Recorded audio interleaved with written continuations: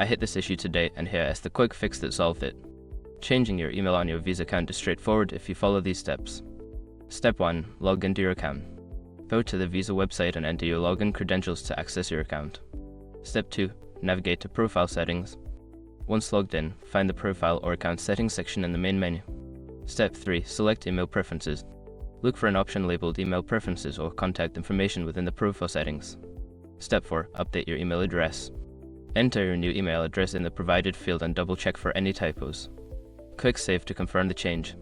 Note: make sure to check your spam folder for the confirmation email after saving your new address. Step 5. Verify your new email. Check your inbox for a verification email from Visa and follow the instructions to confirm your new email address. That's it.